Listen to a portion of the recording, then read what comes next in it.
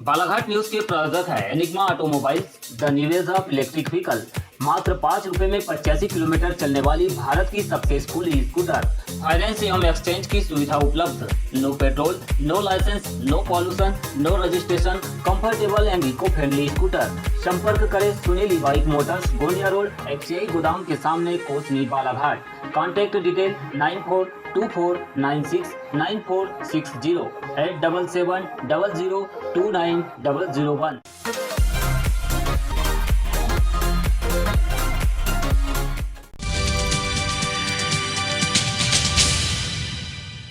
बालाघाट जिले के नक्सल प्रभावित गढ़ी थाना क्षेत्र में मारे गए आदिवासी झाम सिंह धुर्वे की मौत के मामले में CID जांच शुरू हो गई है। इस मामले में पुलिस पर निर्दोष आदिवासी की हत्या का आरोप लगा है। CID की टीम इस बात की जांच में जुट गई है कि पुलिस की नक्सलियों से मुठभेड़ हुई है या फिर नहीं।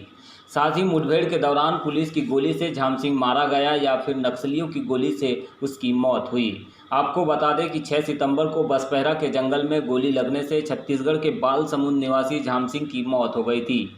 इसे लेकर बालाघाट सहित छत्तीसगढ़ के कवर्धा जिले में आदिवासी समाज के द्वारा आक्रोश जाहिर करते हुए प्रदर्शन किया गया, जिसे लेकर कलेक्टर बालाघाट ने मजिस्ट्रियल जांच के आदेश दिए थे, लेकिन विरोध बढ़ता देख सरकार के द्वारा CID जांच के आदेश जारी कर दिए। पुलिस की कहानी के अनुसार बालाघाट के गढ़ी थाना क्षेत्र के बसपहरा के जंगल में पुलिस और नक्सलियों के बीच मुठभेड़ हुई। दोनों ओर से जमकर फायरिंग का दौर चला। इसी बीच दूसरे दिन सर्चिंग के दौरान एक व्यक्ति का शव मिला। मृतक की पहचान झाम सिंह धुर्वे बालसमुंद के रूप में हुई। गढ़ी थाना पुलिस ने मुठभेड़ को लेकर अज्ञात नक्सलियों के खिलाफ मामला दर्ज किया था। वहीं अब झाम सिंह की मौत किन परिस्थितियों में हुई, इसकी जांच की जा रही है। हालांकि इस घटना के सप्ताह भर बाद एक और घटना कान्हा नेशनल पार्क से लगे सबनापुर बांदाटोला के जंगल में सामने आई है, जिसमें एक जिंदा नक्सली को पुलिस ने गिरफ्तार कर लिया है। वहीं एक अन्य फरार नक्सली की पहचान रुपेश के तौर पर की गई है। ऐसे में झाम सिंह मामले पर उठ रहे सवालों के बीच यह घटना पुलिस के लिए काफ़ी राहत महसूस करने वाली हो सकती है। हालांकि अभी तक इस घटना की लिंक झाम सिंह मामले से नहीं जुड़ पाई है। फिर भी आगे चलकर ऐसा ही कुछ होने की संभावना प्रतीत हो रही है, जिससे आदिवासी समाज में झाम सिंह मामले को लेकर दिखाई दे रहा आक्रोश फिलहाल शांत होता नजर आ रहा है। अब देखना होगा कि CID जांच में क्या कुछ निकल कर सामने आता है। पुलिस वर्तमान में जहां तक हमने उसको इन्वेस्टिगेट किया है, हम झाम सिंह को उस ग्राम का निवासी मान रहे हैं और इसके आगे हमें उनके बारे में और कोई तथ्य नहीं है, तो हम यहीं तक ही सीमित मान रहे हैं। हमारे हिसाब से अभी तक नहीं। CID टीम पहुंच चुकी है और CID ने अपने हाथ में ले लिया है। जी।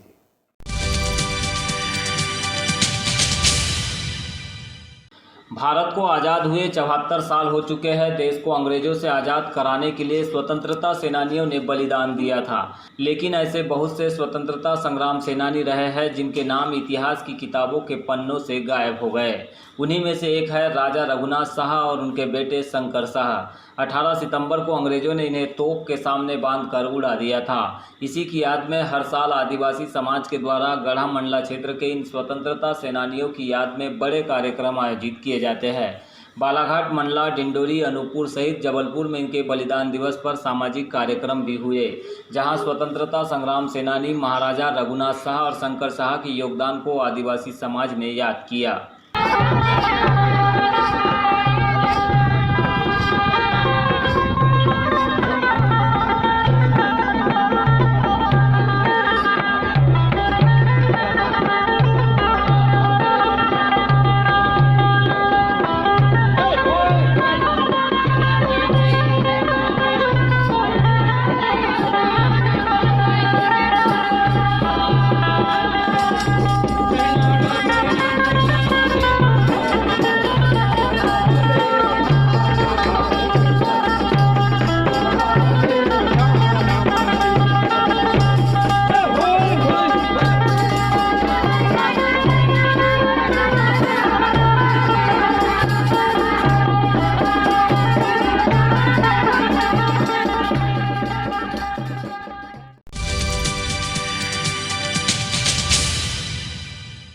अपर मुख्य सचिव गृह विभाग डॉक्टर राजेश राजौरा ने धार्मिक कार्यक्रमों और त्योहारों के मद्देनजर कोरोना वायरस संक्रमण की रोकथाम और बचाव के लिए नवीन दिशा निर्देश जारी किए हैं।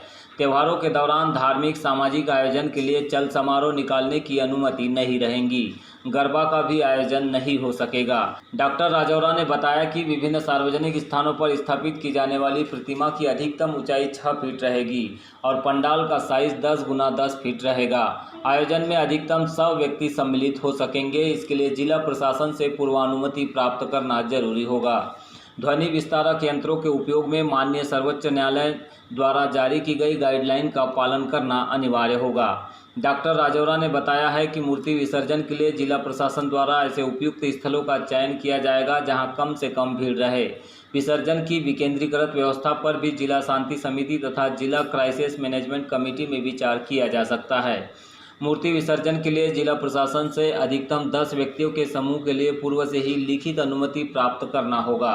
डॉक्टर राजौरा ने बताया कि समस्त दुकानों को रात्रि 8 बजे तक ही खोलने की अनुमति रहेगी।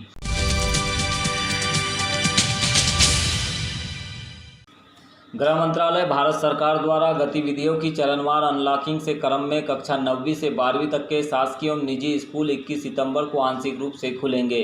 नियमित रूप से क्लासेस नहीं लगेंगी, परंतु शिक्षक नियमित रूप से स्कूलों में उपलब्ध रहेंगे। विद्यार्थी किसी विषय पर शिक्षक से मार्गदर्शन लेने के लिए पालकों की अनुमति से पूर्ण रूप से एहतियात बरतते हुए स्कूल में आ सकते हैं। विद्यार्थी और शिक्षक के बीच परस्पर संवाद छोटे छोटे समूह में पर्याप्त समय के अंतराल से करना होगा। कोविड संक्रमण से बचाव के लिए स्कूलों को स्वास्थ्य विभाग द्वारा जारी की गई स्टैंडर्ड ऑपरेटिंग प्रोसीजर का सख्ती से पालन करना होगा। कोविड-19 संक्रमण से बचाव के लिए स्वास्थ्य मंत्रालय द्वारा स्टैंडर्ड ऑपरेटिंग प्रोसीजर SOP जारी किया गया है, जो कि शासकीय एवं निजी दोनों विद्यालयों पर लागू होगा। कोविड संक्रमण को रोकने के लिए सामान्य और विशेष एहतियात के तौर पर उपायों का सख्ती से पालन करना होगा। शिक्षक एवं विद्यार्थी 6 फीट की शारीरिक दूरी, फेस कवर या मास्क का उपयोग, बार बार साबुन से हाथ धोना अथवा सैनिटाइज करने जैसे उपायों का अनिवार्य पालन करेंगे।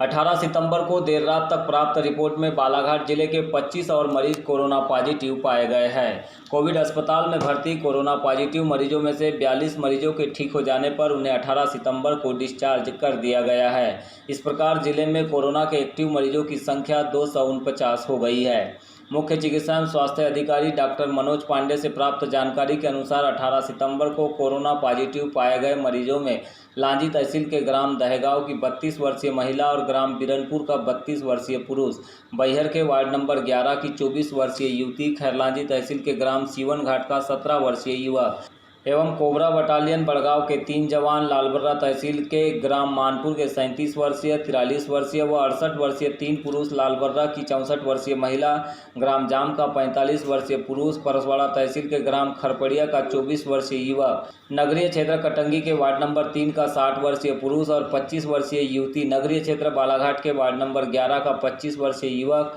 वार्ड नंबर 13 बूढ़ी की 23 वर्षीय युवती व गुजरी चौक का 42 वर्षीय पुरुष एवं ग्राम ओरमा का 32 वर्षीय पुरुष व 30 वर्षीय महिला शामिल है। 4 मरीजों की हिस्ट्री का पता किया जा रहा है।